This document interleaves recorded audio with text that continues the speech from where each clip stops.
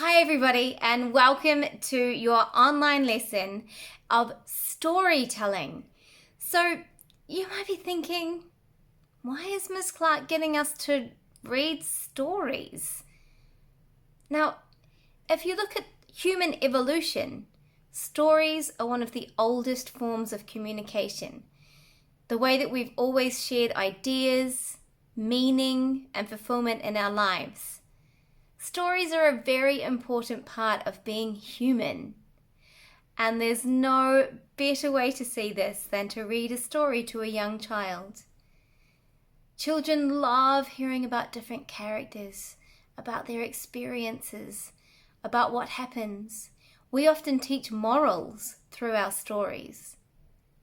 We teach human connection through stories, and it is through telling stories that we experience human connection.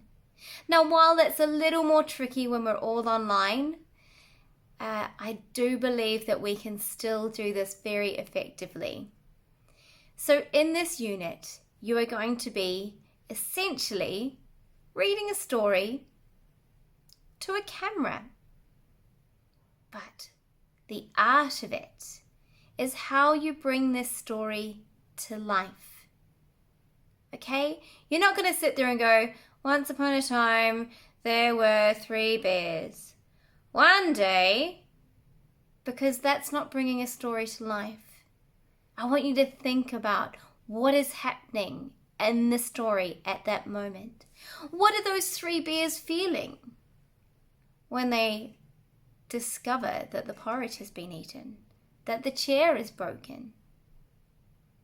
Or what do they feel when the porridge is too hot?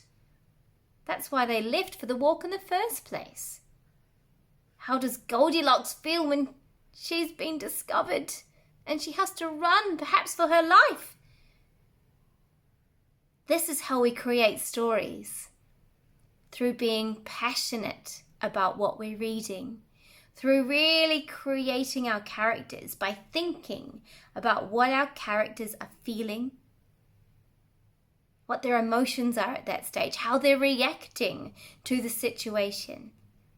So it's all about communication.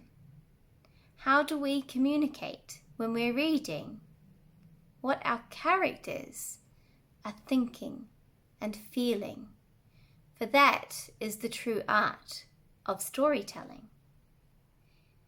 Now, to link this into what we do today, in the real world, it's really interesting that marketing and many businesses choose to market and share their ideas of new products and innovative ideas through storytelling.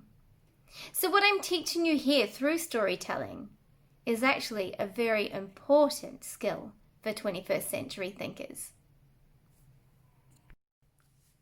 Okay, so here are the slides. How do you use your voice and expression to bring a story to life? You know, how we move and speak really affects our communication. If someone comes to you with their shoulders down and their head on the ground and they tell you, yeah, I'm okay, I'm all good, are they? Of course not. And we know it. We can tell by how their body language is and how the tone of their voice is. Okay, so in order to bring our stories to life, we really need to bring our characters to life. Now for this project, you will be choosing children's picture books. Now children's picture books are the most wonderful place for the most wonderful characters. Just about every character you can possibly think of at some stage has been put into a children's book. But we have some stock standard, some stereotypes. All right, so let's look at the witch. If we were reading a piece from the story about what the witch was saying, how would we say it as the witch? Maybe we would change our voice to be a witch. Think about being really nasal as a witch. Maybe we would raise our shoulders and hunch our back slightly to show that maybe we're plotting a devious idea.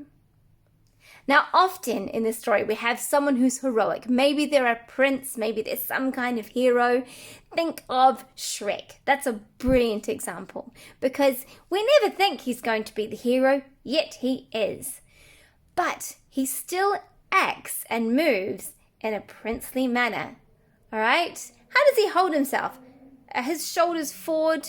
Does he look at the ground when he speaks? No, his head is held high and his shoulders back. He knows that he is the hero. So how does the prince move? Does he take great big strides or does he take tiny little steps? No, he takes great big strides because he's confident. Now let's think about a grumpy old man or a grumpy old lady. How would they speak? Yes, maybe they would speak like they're very grumpy. Think about a kind of a gravelly voice that's low in your pitch. Think about making it from chest resonance. In my day, we had to walk 5 miles to school in the snow with no shoes. Right? Maybe you're a sweet old grandmother. Now, my dears, shall we have some cookies? Okay? So think of the way that you can use your voice to bring a character to life. Then we've got a fantastic example, which is seen in so many films and TV shows. Yeah?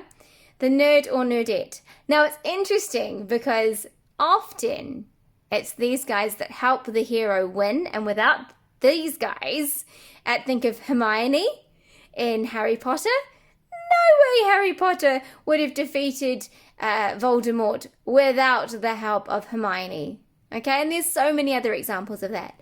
So how do we speak as possibly the nerd or nerdette? Yeah? Very practically, perhaps I really do know the equation to work that out. Maybe they use lots of enunciation when they speak. Enunciation means that they speak very clearly and sound everything out.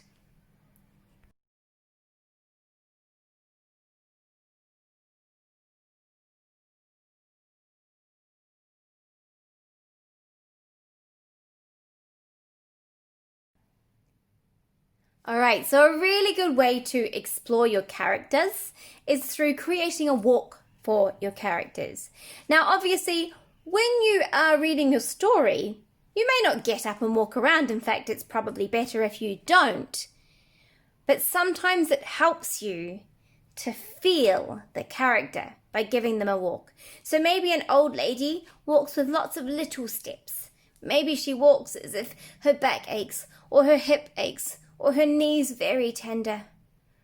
How would you walk if you were a grumpy man telling somebody off? How would you walk if you were sad and withdrawn?